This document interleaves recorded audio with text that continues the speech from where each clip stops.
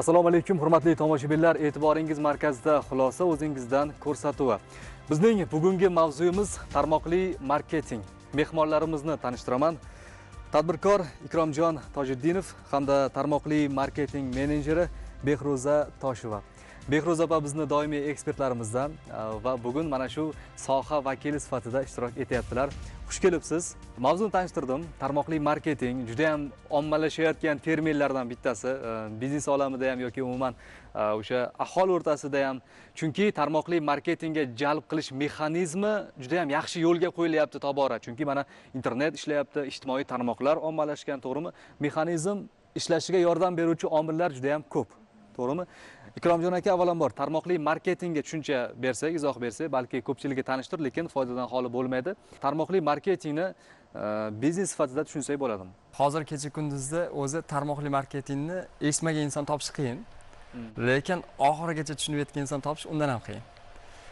Chunki agar an'anaviy biznes bilan tarmoqli marketing farqini ko'radigan bo'lsak, an'anaviy biznesda 4 ta oltin qonun qoidasi bor-da an'anaviyda. Demak, shu narsa zo'r bo'lsa, biznes zo'r ketadi. Birinchisi bu katta pul bo'lishi kerak. Chunki bor biznesga katta pul bilan kirib borasiz, yo'q biznesga kichkina pul bilan kirib borsa bo'ladi. No, asosan katta pul kerak birinchisi. Ikkinchisi professional darajada komanda kerak bo'ladi. Ani tanish va komanda. Uchinchisi sotuv darajasi yuqori bo'lishi kerak. Ya'ni katta tovar aylanmasi bo'lishi kerak. Chunki sklad ishlaydi, ofis ishlaydi, ishchilar ishlaydi va oxirgisi takrorlanishi qiyin bo'lishi kerak, shart. Mana misol uchun siz bir sex ochdingiz, ishlab chiqarish ochdingizda, ishchingiz yo'q bir hafta degan. Chunki orqa mahalladan boshqa ish ochib olgan. Chunki takrorlanish osonda. Ya'ni takrorlanish oson bo'lgan narsa an'anaviy biznesda qiyin bo'ladi.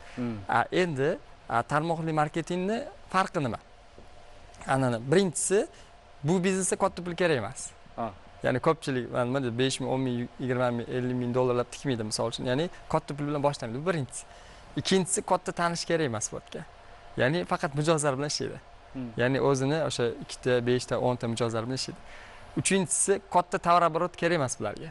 Ya'ni chunki o'zini vazifasi bor, ya'ni o'zini aktivizatsiyasi bor. Misol uchun har oy, har yil, har 6 oy qanchadir. To'rtinchisi, qanchalik bular taklif o'zini jamoasi takrorlashi qanchalik oson bo'lsa, ya'ni ish rivojlanib ketaveradi. Ya'ni qilgan inson o'zini ishini takrorlasa, ya'ni misol uchun kimdir keldi, o'zini ishini qilyapti, misol uchun, komandasi ham keldi, o'sha qilgan ishini bular ham takrorlasa, ishi borgan sari osonlashadi. O'sha farqi shu yerda. Ya'ni bu yerda afzalligi degan tushuncha yo'q. Ya'ni farqi shu yerda. Ya'ni tarmoqli marketing bilan an'anaviy biznes farqi shu. Demak, tarmoqli marketingni ham biznesga bo'ladi. Dunyo bo'yicha insonlar 4 ta toifaga bo'linadi. Ya'ni birinchi bosqich 2, 3, 4 taga bo'linadi. Birinchi bosqich inson bu yollanma ish hisoblanadi. Dunyo bo'yicha statistikasi, ya'ni ertalab soat 8 ga, kechqurun 8 ga keladigan yollanma ish hisoblanadi. Pul topish bo'yicha. Ya'ni 4 ta bosqichga bo'linadi. Ikkinchisi, qancha ko'p vaqtini sarflasa, shuncha ko'p pul topadi. Misol uchun taksist ertalab chiqib kechqurun kelsa, shuncha ko'p pul topadi. Yoki do'koni bor, ertalab ochdi, kechqurun yopdi. Ya'ni bir hafta ishlamasa pul yo'q. Vaqt bilan bog'liq. Vaqt bilan bog'liq ishi. Uchinchi toifa bor. Uchinchi toifani o'zi 3 ga bo'linadi. Ya'ni birinchisi katta biznes, ikkinchisi franshiza biznes edi, uchinchisi MLM deydi. Buni tushuntirib beraman. To'rtinchi toifasi bor, bu investorlar. Ya'ni bular ishlamaydi, yo bular chet el yuradi yoki uyda dam olib yotadi. Bular pullarini hisobiga yashaydi. To'rtinchi toifadagi inson. Uchinchi bosqichda tushuntiradigan bo'lsak, 3 ta bosqich dedik-ku, 3 ta bosqich. Birinchisi katta biznes, ikkinchisi franshiza, uchinchisi MLM. Endi MLM deganda multi-level marketing deydi. Mana ko'pchilik o'ylaydiki, MLMni setuv marketing, ya'ni tarmoqli marketing deb o'ylashadi. O'zi aslida unaqa emas. Agar ilmiy yondashadigan bo'lsak, multi-level marketing to'g'ridan-to'g'ri ma'nosi ko'p bosqichli marketing degan. Ya'ni много уровенный marketing. Ya'ni buni o'zi 3 ga bo'linadi. Bizga mana biznes maktablarida aytardi, agar siz biznesga kirib kelmoqchi bo'lsangiz, birinchi MLMdan boshlang dedi ishni. Keyin franshiza biznesga o'tasiz. Ya'ni tayyor bizneslar, tayyor brendlar sotasiz. Keyin katta biznesga o'tasiz. Keyin katta biznesga investor darajasiga chiqasiz dedi. Endi MLM o'zi nima endi? Vot, nima deydi endi? O'ziga keladigan bo'lsak, MLM nima? Nima uchun tashkil qilingan MLM? MLM o'zi 3 ga bo'linadi. Demak, undan oldin bitta narsa aytay. MLM o'zi statistika ma'lumotiga ko'ra 10% odam aktiv klient hisoblanadi. Ya'ni o'zi boradi, o'zi qiziqib, o'zi sotib oladi. 10%. 20% odamga olib borsiz ham olmaydi. Ya'ni ularga kerak emas. Lekin 70% odam bog'chada o'tiribdi, maktabda o'tiribdi, uyda o'tiribdi, qayerdadir o'tiribdi, ularga olib borsangiz oladi. Chunki ular vaqti yo'q. Dushanbadan jumaga ishlashadi, shanba yakshanbadan informatsiya shu darajada ko'payib ketyapti, kundan kunga. Ulgurmayapti odam qamrab olishga-da. O'shaning uchun MLM 70% o'ylangan holatda o'ylangan biznes. Bunga nima kiradi? Buni o'zi 3 ga bo'linadi, endi MLM bo'lsa. Birinchisi from door to door deydi. Ya'ni eshikdan eshikkacha bo'lgan bizneslar.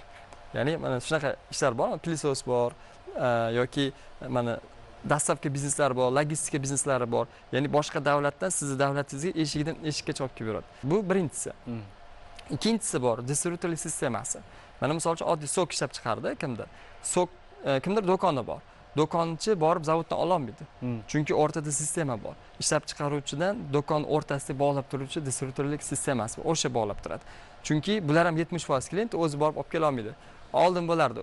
Bozorlarga borib, optim bozor olib kelib, keyin sotardi. Hozir unaqa emas. Uchinchisi tarmoqli marketing endi. Chunki bu nima deydi? Birinchisi bu eshikdan eshikkacha bo'ldi, ikkinchisi distributorlik tizimi bo'ldi, uchinchisi tarmoqli marketing. Ya'ni bu yerda tarmoqli marketing nima uchun chiqdi? Endi 60 yillik biznes bu, yangi biznes bu dunyo bo'yicha. Buni 97% ga ishonch yo'q. Statistika bo'yicha. Chunki misol uchun 100 ta kompaniya desak 97 tasi ishonch yo'q. Buning sabablarini tushuntirib beraman. Tarmoqli marketingdagi kompaniyalar. Ya'ni tarmoqli marketingdagi kompaniyalarga 97% ga ishonch yo'q. Buning faktlari bor. 3% ga ishonch bor. Shuning uchun mana shuni hisobiga ko'pchilik adashib qolyapti. Ya'ni shuni hisobiga insonlar tomonidan juda ham salbiy fikrlar ko'p. Uni hozir men ochib berishga harakat qilaman. Nima uchun? Bu sababini. Endi tarmoqli marketing nima uchun tashkil qilindi? Mana misol uchun distributorlik sistemasida ishlab chiqaruvchi mahsulot ishlab chiqardi. Keyin aytaylik 10 ming so'mlik mahsulot ishlab chiqarildi. Bu 10 ming so'mlik mahsulot to do'konga borguncha 30 ming ko'tarilib ketdi. Ya'ni chunki o'rtaga sistema hisobiga, reklamalar hisobiga. Keyin oradan qalbaki mahsulot chiqishni boshladi. 20 ming so'm. Xaridor qimmatini olaman desa, ya'ni sifatlisini olaman desa qimmat, arzonni olaman desa sifatsiz kelib chiqyapti. Demak, tizimni o'zgartirish kerak. Ya'ni insonlar orqali, chunki jonli sarafanli radio degan tizim bor, shunaqa kitob bor. Jonli reklama juda kuchli o'zi dunyo miqyosida. Chunki siz aptekaga kirdingiz, shamollab qoldingiz misol uchun. Ya'ni aytdingizda Fairvex berib yuboring deyapti. Keyin aytdiki, yonda o'rtog'ingiz aytdi, "Endi nima qilasan? Fairvex unaka Goldex ol, o'sha zo'r" desa, shu o'rtog'ingiz aytganini olasiz. Chunki o'rtog'ingiz aytganda qarasa shu narsa kuchli rivojlanyapti. Keling bo'lmasa shu tizimga o'tamiz deb, keyin dunyo tizimi, ya'ni bir qismi, ya'ni hamma biznes emas, bir qismi shunaqa tizimdan foydalanishgan. Jonli reklama. Shu jonli reklama uchun haq to'lash. Behruz opa, o'zi tarmoqli marketingda faoliyat olib boruvchi menejerlarning vazifasi nimadan iborat? Siz ishga kirgan xodim sifatida faqatgina siz orqali yoki boshqa xodimlar orqaligina mahsulotni sotib ola olasiz. Nimaga? Bunaqa siz masalan magazinimiz bor, rasmiy uslubda ochilgan magazinimiz faoliyat yuritmoqda Toshkentda, lekin siz oddiy mijoz sifatida borib sotib ola olmaysiz xohlagan narsangizni. Chunki sizga qaysi mahsulot to'g'ri kelishini faqat konsultantlar yoki menejerlar aytib bera oladi. Sizni sog'ligingizni, yoshingizni hisobga olgan holatda o'zingizga mos mahsulotlarni taklif qiladi. Shuning uchun ham bizda mijozlar shunchaki borib hech qanaqa mahsulot sotib ola olmaydi. Faqatgina menga o'xshagan menejerlar orqaligina, konsultatsiya orqaligina ola oladi. Mana bir qarashda normal holatda tuyuladi-da. Nima qilibdi? Mana mahsulot bor, sotilyapti. Lekin hozir Ikromjon aka aytdilarki, 97% da ishonch kam deyildi. Va bundaqa ma'lumotlar, bu kabi ma'lumotlar juda ham ko'p. Misol uchun o'sha tarmoqli marketingga aldanganlar, tarmoqli marketingdagi yolg'onlar bejiz tarqalmagan bu fikrlar ham, to'g'rimi? Bu fikrlarda ham qanchalik bir qaysi miqdorda asos bor yoki o'sha biznes vakillari ham aytishadi, tarmoqli marketing shubhali deyishadi, to'g'rimi?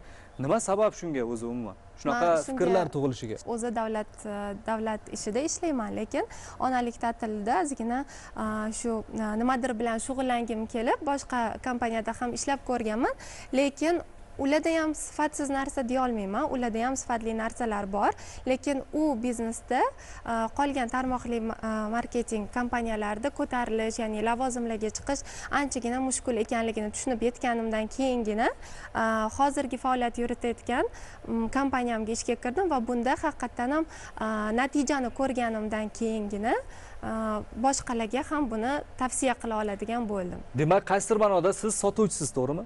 Ular uchun. Xuddi mana bular aytgandek, har xil masalan sotuvchilik yo'llari bor. Siz masalan biror do'konga sotuvchi sifatida ishga yollandingiz va sizni har bitta sotgan sotuv hajmingizga qarab oyligingiz yoki oshadi yoki kamayadi. Bizning ishimiz xuddi shunaqa. Biz boshliqqa ya'ni yollanamiz va bizni sotuv hajmimizga ko'ra oyligimiz yoki katta yoki kichkina bo'ladi. Shuning uchun ham balki ko'pchilikka yoqmas, chunki bizda odamlarda shunaqa narsa bor, barqaror oylikka o'rganib qolishgan, o'zini harakatiga qarab oylik ko'tarilish yoki kamayib ketishni qabul qila olishmaydi. Bizda ko'proq harakat talab qilib qolsa, odamlar o'zini tortishni boshlaydi. Hozir siz ishlayotgan jarayonda lavozim oshish bor, to'g'rimi? Lavozim oshish bor, lekin bu nimaning evaziga bo'ladi? Bu sotuv hajmiga 3 ta narsaga qarab bo'ladi. Sotuv hajmiga, ya'ni shaxsan o'zingiz reklama qilib bir narsalarni sotganingiz hisobiga oyligingiz ko'tariladi yoki kamayadi va bundan lavozim ko'tarilishi sal qiyinroq. Nimaga desa, masalan, bizda oyma-oy hisoblanadi, chunki oylik olamiz. Masalan, bir oy juda yaxshi sotuvni amalga oshirdingiz, ikkinchi oyda unchalik sotuvni amalga oshirmasligingiz mumkin. Lekin sizni oyligingiz barqaror bo'lishi uchun komandangizga ega bo'lsangiz, ya'ni o'qituvchi sifatida boshqalarga ham ish o'rgata olsangiz, ular ham ishlab ketsagina siz ular uchun oylik ola olasiz. Agar siz masalan har xil fikrlar bo'ladi, siz odam olib kelsangiz bo'ldi, ular bilan ishlamasangiz siz oylik olaverasiz degan narsa bizning kompaniyamizga umuman to'g'ri kelmaydi. Aynan mana shunaqa kompaniyalar ham bor. Lekin unaqa kompaniyalar ham bor. Siz shunchaki jamoat tuzib berasiz, jamoat tepasida o'sha shakllantirilgan inson sifatida ularning orqasidan daromad topasiz. O'sha kompaniyalar ham bor. Shaxsan o'zim ham ko'rganman, boya aytganimdek, o'sha kompaniyaga ham a'zo bo'lganman, lekin unda ishlay olmaganman. Siz sotish jarayonida ishtirok etayotgan mahsulotlarning sifatiga o'zingizning ishonchingiz komilmi? Chunki o'zim shaxsan o'zimda sinab ko'rgandan keyingina ishga kirganman. Chunki men shunaqa odammanki, o'zimda sifatini ko'rmasdan boshqalarga maqta olmayman. 75% mahsulotlarni ishlatib ko'rganman va sifatini o'zimda natijasini ko'rganim uchun ham boshqalarga bemalol tavsiya qila olaman. Endi Ikromjon aka, mazkur savolni bejiz bermadim. Mana hozir mahsulotlarni ishlatib ko'rganman deyaptilar-da. Demak, mana shu tarmoqli marketingning eng yuqori pog'onasida turuvchi inson sotuvchilari orqali birinchi xaridorlarni topib bo'lgan u. Misol uchun deylik, Behruz opa o'sha mahsulotni sotish uchun o'zlarida ishlatib ko'ryaptilarmi? Demak, sotildi u mahsulot. To'g'rimi? Keyin bular sotishlariga qarab bu yana daromad o'zgarishi mumkin. Aytmoqchi bo'lganim, bu tarmoqli marketing biznesida eng tepada turuvchi inson hech qachon zarar ko'rmaydi. An'anaviy biznesda buni aksi. Risk. To'g'rimi? Tavakkalchilik an'anaviy biznesda yuqoriroq. To'g'ri ta'kidlaymanmi? Tarmoqli marketingda eng muhim qonun bor-da. Bu biznesni birinchi boshlagan bu ko'p pul topadi degani emas. Oxirida keldi degan kam pul topadi degani emas. Chunki o'zining qonun qoidalari bor. O'ziga yarasha ishlash kerak-da. Boyagi masala 97% dedik. 97% ga chuqurroq to'xtalaylik. 97% ga keladigan bo'lsak, statistika bo'yicha dunyo bo'yicha o'zi 5 mingtadan ko'p kompaniya bor. Shulardan 3,5 mingtadan ortiq o'zi biologik faol qo'shimchalar bilan ishlaydi. Lekin 5 mingta deb oladigan bo'lsak, shuning 23% ochiladi, yopiladi kompaniya. Ya'ni ochiladi, raqobatdoshga chidamaydi, ya'ni konkurensiyaga chidamaydi, yopilib ketadi 23%. 27% finansiy piramida hisoblanadi. Ya'ni 27%, chunki moliyaviy piramidalar hisoblanadi. Chunki bu dinimizda ham qaytarilgan narsa, chunki bu yerda ribo bor. Nimasiga? Chunki u yerda pul ko'paytirib berishlari bor. Ya'ni odam jalb qilsangiz, uni puliga ham pul qo'shib beradi, lekin oqibatda moliyaviy piramida hosil bo'ladi. 27% shunaqa. Bu degani katta statistikada 100 tadan 27 shunaqa degani. 40% bor. 40% insonlar hayotiga umuman manfaat keltirmaydi. Sog'lig'iga ham, go'zalligiga ham, boshqa narsa umuman usiz ham inson yashasa bo'ladi. Ya'ni nima deydi? Usiz ham oldin ham yashagan odam, hozir ham yashasa bo'ladi, keyin ham yashasa bo'ladi. 40% tovar shunaqa. 7% sayohatlar va'da beradi. Ya'ni sayohatga chiqishi, qanaqadir chegirmalar va'da berishadi. Страховка, misol uchun страхование narsalar berishadi va 3%gagina ishonch qoladi o'shanda. 3% bu nima? 3% nimalarga javob berish kerak endi? Birinchisi rahbariyat deyiladi. Ya'ni rahbariyati tayinmi yo'qmi? Ya'ni tagi bormi yo'qmi misol uchun birinchisi. Mana qolganlar surishtirsangiz tagi chiqmaydi. Qayerda ochilgan, qayerda registratsiya bo'lgan xo'jayinni kim topa olmaysiz. Ikkinchisi mahsulot zo'r bo'lishi kerak. Mana misol uchun mahsulot insonlarning rostdan hayotini o'zgartiradigan bo'lishi kerak. Ko'pchilik to'g'ri, mana misol uchun tarmoq marketing yolg'onlar ham bor, lekin tarmoqli marketingda emas, boshqa joylarda ham yolg'on o'zi ko'p. Lekin bitta narsani tushunib olish kerak. Uchinchisi bu o'quv tizimi. O'quv tizimi juda kuchli bo'lishi kerak, chunki bitta masala bor. Biznesda umuman hamma narsada strategiya bor va taktika bor. Agar siz kuchli taktikant bo'lsangiz, strategiyangiz bo'lmasa, siz o'zingizni qiyinchilik bilan mag'lubiyatga olib borasiz.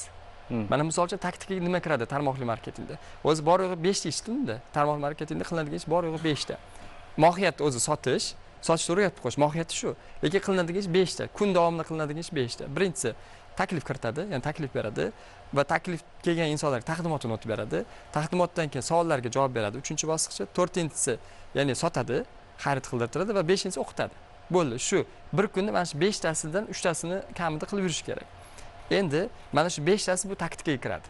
Agar siz professional darajada taklifsiz, professional darajada taqdimotchisiz, savolga zo'r javob berasiz, xarid qildirib olasiz, bu taktika. Lekin strategiyangiz bo'lmasa, qiyinchilik bilan mag'lubiyatga borasiz. Hozirgi kecha kunduzda mana shu 90% dan ortiq tarmoqli marketingni ishlayotgan, ya'ni tarmoqchilar oladigan bo'lsak, taktikasi zo'r.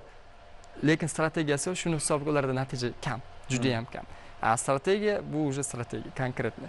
Mana shu narsani kuchli o'rganish kerak. Bu o'quv tizimida shakllanadi o'zi aslida, ya'ni boshqa narsasida ham.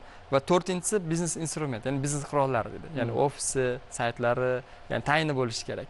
Va oxirgisi marketing va aksiyasi, ya'ni ishlaganga yarasha yaxshi pul topish kerak yoki aksiyasi. Hozir kecha kunduz ko'pchilik pulga qiziqyapti. O zo'r pul topaman. Lekin bitta narsada adashadi ko'pchilik.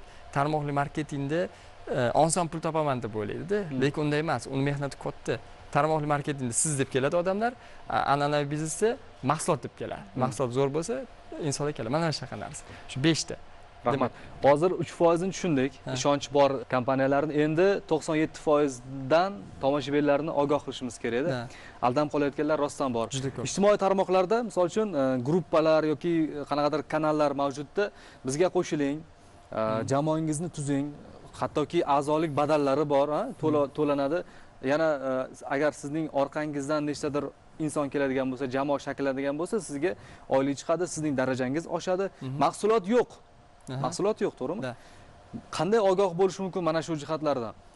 O'sha siz aytganingizdek moliyaviy piramidaga yaqin jihat va bu ribo.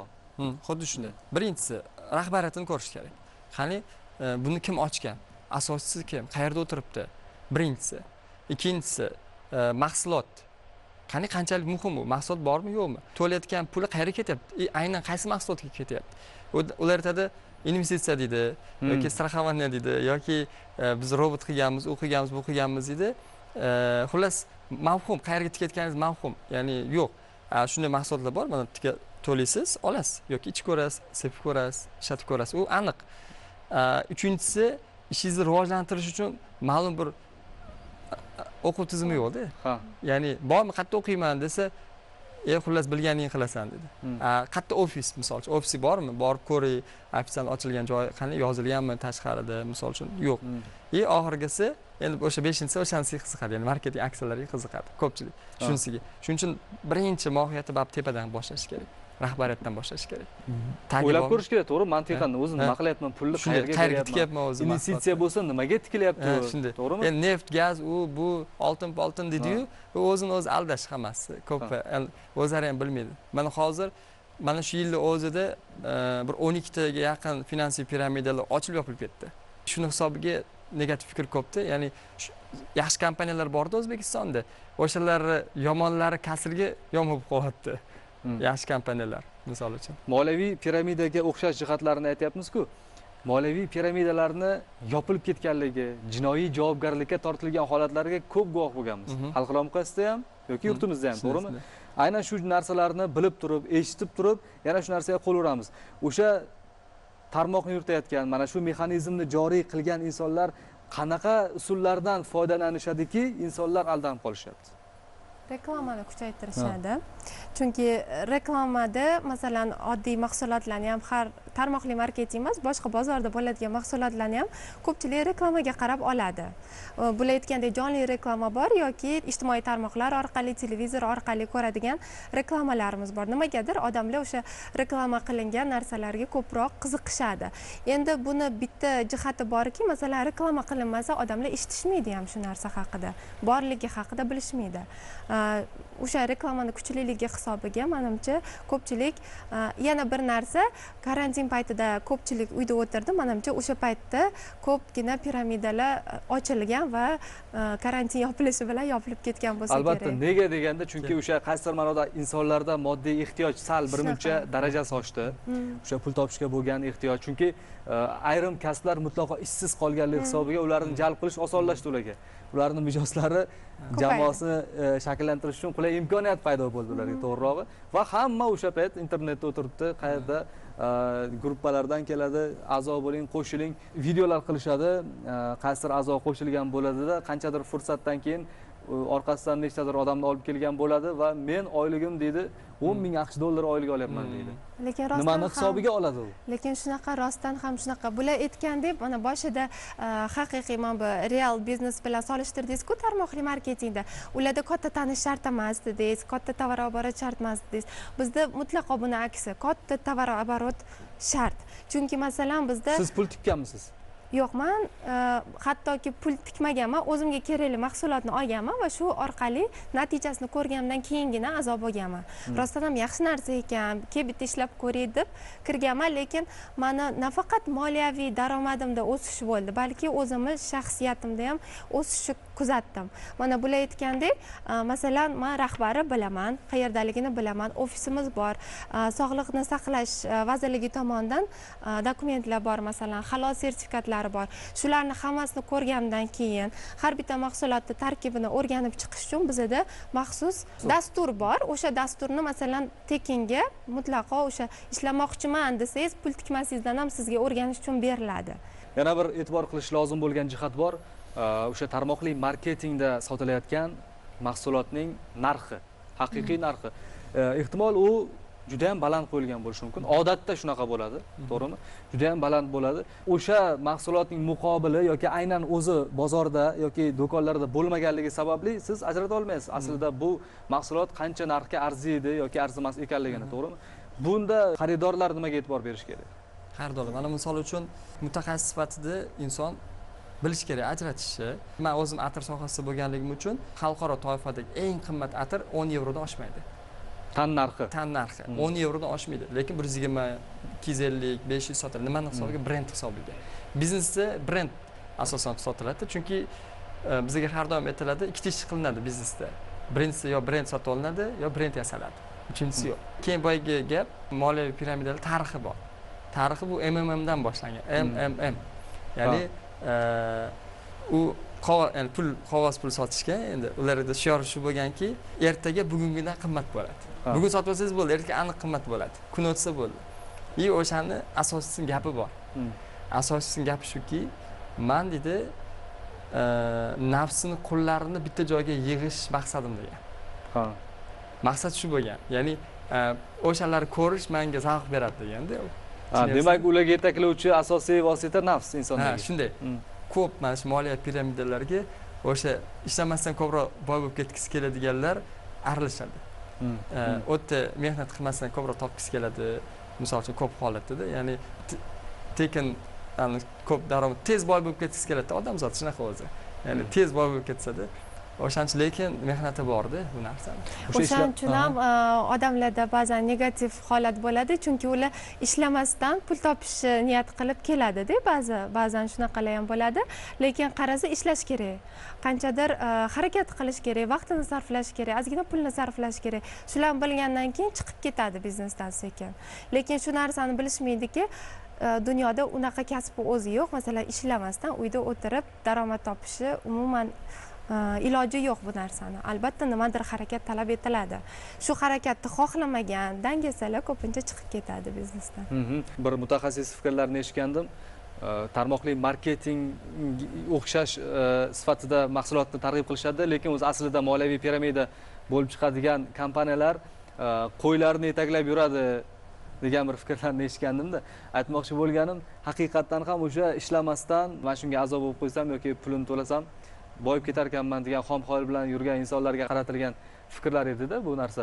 Lekin aslida o'zi o'sha mutaxassis aytganki, biznesga aloqador kishi bo'lmoqchimisan, tadbirkor bo'lmoqchimisan yoki qaysidir tarmoqda faoliyat olib bormoqchimisan, avvalambor birinchi o'zing nima qilayotganingni tushun, bil. Agar mahsulot bo'lsa, qanaqa mahsulotni targ'ib qilyapsan, qanaqa mahsulotni sotyapsan, uni bil. Sifati qanaqa uni? Yolg'onga aralashib qolmayapsanmi? Oddiy, juda ham oddiy. Masalan, insondan juda ham katta bir salohiyat talab qilmaydigan jihatlarda oddiy, shunchaki mantiqan o'ylab ko'rish mumkin bo'lgan holatlar. Endi narxga chuqurroq to'xtalaylik, Ikromjon aka. Aytmoqchi bo'lganim, bozorda o'sha xuddi aynan o'sha mahsulot bo'lmaganligi sababli istalgan narxni qo'yayotgandek tuyuladi-da insonga. To'g'rimi? Endi u arziydimi yoki arzimaydimi degan savol bor. Arzish yoki arzimasligini uni xaridori bilmaydi. To'g'rimi? Bu ochiqchasi qanaqadir aldanib qolish. O'sha sotuvchilar tomonidan aldanayotgan yoki aldayotgan bo'ladi. Lekin bozorda ham borib sotib olganingizda siz u mahsulotni ishlatib ko'rmaguncha bilmaysiz-ku. Yo'q, bozorda bir oz ishonch bor, qaysi ma'noda? Chunki bozorda bitta do'kon emas, 100 ta do'kon borda, ular hammasi bir-biriga konkurent. Qaysidir hamma o'zi xohlagan narxni qo'yib sota olmaydi-da. Misol uchun siz mahsulotingizda bunaqa imkoniyat bor sizda. Istalgan. Lekin bizda ham raqobatlar bor. Xuddi bizning mahsulotimizga o'xshaganroq, o'shanga yaqinroq mahsulotlar narxi pastroq bo'lishi mumkin. Odamlar solishtirishadi o'shani ham. Yana bir tomoni bor, masalan, siz doimiy mijozlarga egasiz. Aynan o'shalarga ish joyiga ular ovora bo'lishmaydi, qaysi joyda yurib, siz telefon qilasiz, qayerdasiz deysiz mijozingizga, to'g'rimi? Yangi mahsulotlaringiz kelsa, olib borib berasiz. Bo'ldi, ish shu bilan bitadi. Hattoki Baxtiyor aka shunaqa ham qilinmaydi. Bizning ishni eng qulay tomoni, menga yoqqan tomon, chunki men mashina haydamayman, o'zim avtomobilimga ega emasman. Lekin bizda ofisda 4-5 ta kuryerlarimiz bor. Kuryerlarga faqatgina o'sha Telegram orqali mana shu mahsulotni shu adresga yetkazib bering deb klientning nomerini tashab beramiz, bo'ldi. Lekin o'sha klientni shu mahsulotni olgunigacha va o'sha natijaga erishguncha doimiy aloqada bo'lib turamiz. Shu tomondan ishonchli ekanligini bilsa bo'ladi. Tarmoqli marketingda yoki umuman siz aytgandek moliyaviy piramidada sinish mumkinmi inson?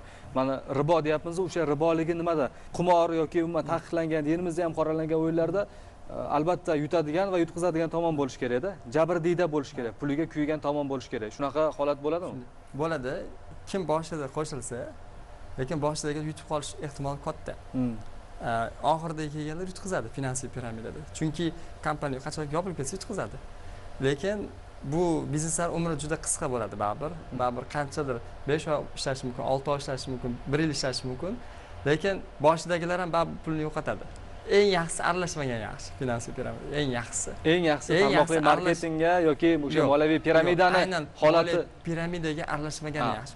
Chunki nima deydi, dunyo ekspertlari aytadi bitta narsani, tarmoqli marketing maktab bu. Ya'ni insonlar bilan ishlaydigan maktab.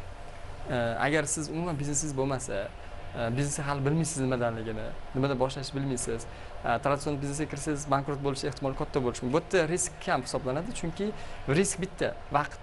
Vaqtingizni yo'qotishingiz mumkin. Lekin bitta tushuncha bor. Va birinchi yil o'rganish bilan davr o'tadi. Birinchi yil, ikkinchi, uchinchi yil praktik bo'ladi udan. 4-chi yil professional bo'ladi-da. Shuning uchun bu degani birinchi, ikkinchi yil pul topmaydi degani emas, topadi. Ko'ngildagidek topmasligi mumkin-da. O'sha professional bo'lib olish kerak. Hozir mana dinozavr davri deydi bilimlarda. Ya'ni 10 yil oldingi olib kelayotgan muvaffaqiyat hozir olib kelmayapti-da bizga. Birinchisi, mana misol uchun xaridor bor, mana oddiy xaridor keladi, sotib oladi. Qo'pol qilayotganda bu biznes brend sotiladi dedimi? Misol uchun xolasin biznes egasi 10 barobar qo'ysin, kerak bo'lsa 50 barobar qo'ysin. Mahoratida endi yo'q. Uni sotish ham mahorat, uni narxni ham belgilash mahorat endi. Yo'q, biz aralasha olmaymiz. Chunki shunaqa bizda bor, $10 tushadi, mahsulot $150 sotish mumkin. Uni ishida endi biz unga aralasha olmaymiz. Chunki o'zining xarajatlari bo'lishi mumkin. U bizga qorong'u.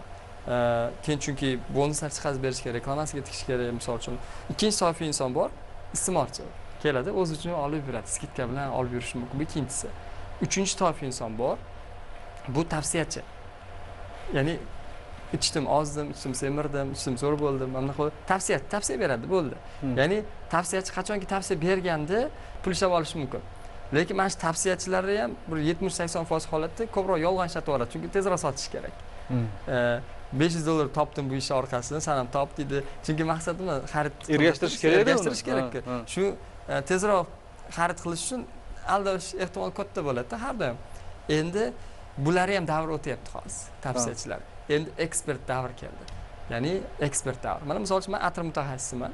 Ekspert sifatida aytishim mumkin. Mana biz 2015 misol uchun Moskvada o'qiganimizda biznesmen va biznes ladyning sekreti qaysi paytda qaysi atir sepishdi. Ko'pchilik qanaqa atir olib qattiga sepishni bilmaydi. Chunki sepadigan joyi ham bor-da, chunki. 3-notasi bor. 1-chi, 2-chi, 3ta nota bo'ladi atir. 3-notasi birlashib boshqa hid chiqaradi. Chunki siz uchrashuvga borganingiz hech kim ismingizni bilmaydi, yoshingizni, kasbingizni bilmaydi, lekin sizdan hid keladi. Hidingizga qarab kimligingizni aytsa bo'ladi-da. O'sha atirni o'zi, misol uchun men ekspertman atir bo'yicha. Ya'ni tavsiyachi bozorda o'tiribdi yoki oddiy men sotaman, kelinglar, misol uchun deb o'tirsa, men bilan yaxshi bo'lyapti odamlar, men bilan zo'r bo'lyapti desa, u sota olmaydi. Men ekspert sifatida sota olaman. Shunaqa atirlar bor, O'zbekistonga 10 ming olib kelsangiz 10 mingta ketadi. Shunaqa atirlar bor, bitta ham ketmaydi. To'g'risi-da. Chunki ekspert sifat. Endi bu ekspert pul topishni boshlaydi. Lekin maqsad eng oxirgisi nima? Ekspertlardan iborat komanda tuzish. Tavsiyachilardan emas. Haqiqiy pul ekspertlardan. Bu ekspert bo'lish uchun ham, ekspertlardan iborat komanda tuzish uchun ham bilim kerak. Chunki tavsiyachilar fikrlarida yolg'on aralashishi mumkin. Yolg'on aralashadi. Hozir kecha kunduzi mana shu ko'p tarmoqli marketda ishladi. Ular tavsiyachi bo'lib qolgan, ekspert emas ko'pi. Ya'ni bu dinozavr davridagi bilimlar bo'lib qoldi hozirgacha kunduz. Endi agar bu sohada professional darajada ishlayman desa, professional darajada pul topaman desa, ekspert darajasida bilim olish kerak. Ekspert bo'lish kerak. Nafaqat tavsiyachi. Hozirgi kunda o'sha aytdimmi, yolg'on nima siz hisobga ko'p. Bu tavsiyachi, chunki faktga asoslanmaydi. Shuning uchun men tavsiya beraman tarmoqli marketingda ishlayotganlarni ekspert darajasiga chiqib olish, keyin ekspert darajasiga chiqib olgandan keyin ekspertlardan iborat komanda tuzish. O'sha, chunki biznesni ko'pchilik ichiga kirib ketib qolganda, aslida biznes sizni kallangiz ichiga kirsa o'zi ketadi. Bular tavsiyachilik iste'molchi bilan qidirish bilan bog'liq, chunki ular biznes ichiga kirib ketib qolgan. Bizni kallamiz ichiga kiradigan narsa ekspert bo'lib olish. Ekspertlardan iborat komanda tuzish. Bu uchun sistema kerak. Biz sistema rivojlana olmaydi.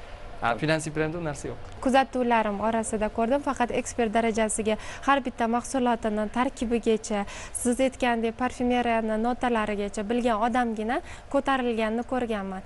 Boya aytganimdek, dangasalar ko'tarila olmaydi. Chunki buni bilish, ekspert bo'lish uchun ham siz o'rganishingiz kerak. O'zini ijtimoiy tarmoqdan sohasini boshlab, keyin o'zi alohida kompaniya tuzgan. Tarmoqli emas, shunchaki o'zini brendini yaratgan insonlarni ko'rganman. Shaxsan o'zim ham masalan ijtimoiy tarmoqlarda shu kompaniyaga qiziqib kirgan bo'lsam, hozirda men yangi sohani boshladim. Va buni negizida mana shu kompaniyada olgan bilimlarim turibdi. Va qo'shimcha yana onlayn kursda o'qib, masalan dietolog bo'laman va o'zimni shaxsiy diplomga ega bo'laman. Men nafaqat shu tovarlar orqaligina odamlarga yordam bera olaman, balki bular aytgandek ekspert darajasiga yetaman. Bu mahsulotlar siz ham boshqa mahsulotlar bilan ham odamlarni kutgan natijasiga erishishga yordam bera oladigan darajaga. Rahmat. O'zi aslida e'tirof etishimiz kerak baribir, chunki mana izlanib, qaysi ma'noda ishli bo'lish yoki qo'shimcha ishli bo'lish yaxshi holat, lekin baribir o'sha insonga qo'shiling yoki qo'shilmang deyishdan oldin tahlil qilib ko'ring degan bo'lardik. Birinchi navbatda halol yoki harom ekanligini, foydali yoki foydasiz ekanligini, insonlarni aldashga to'g'ri kelmayaptimi, siz yolg'onchi bo'lib qolmayapsiz degan jihatlariga, mahsulotning sifatiga, narxiga e'tibor qilib, ana undan keyin o'zingizni shaxsiy qaroringizni chiqaring degan bo'lar edik. Eng to'g'ri yo'l nazarimda shundayda, to'g'rimi? O'sha aqlni ishlatgan holda, mantiqan yondashgan holda. ishga yollanganda, ya'ni siz ishga kirmoqchisiz qaysidir tarmoqli marketing kompaniyasiga va o'shani biznes jihatdan sizni qay darajada o'stira olishini har xil yo'llar bilan ko'rishingiz mumkin. Masalan, bizning kompaniyada siz bankdan YTT, ya'ni yakka tartibdagi tadbirkorlikni ochib, o'z pechatingizga ega bo'lib, soliq ham to'laysiz va sizga staj ham ketadi. Masalan, hamma tarmoqli marketing ham bu narsani sizga taklif qilmaydi. Shundan ham bilsangiz bo'ladi, masalan, qaysi kompaniyaga ishonib, qaysi kompaniyaga ishonch yo'qligini.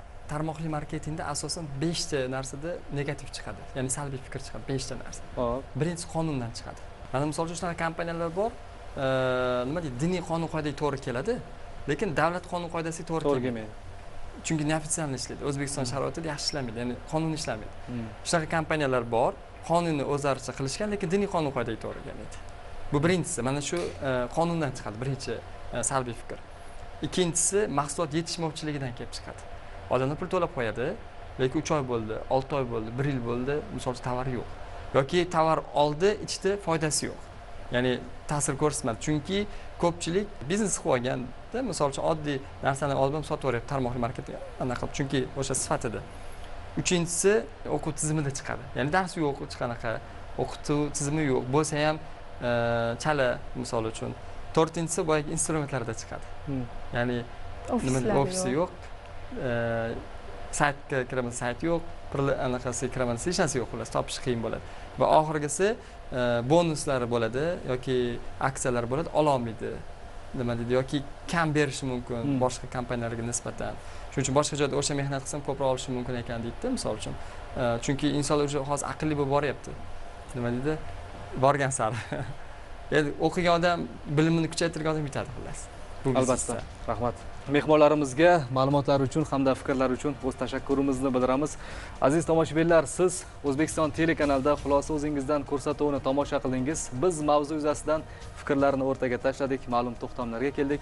Xulosa esa o'zingizdan. Ko'rishguncha xayr, omon bo'ling.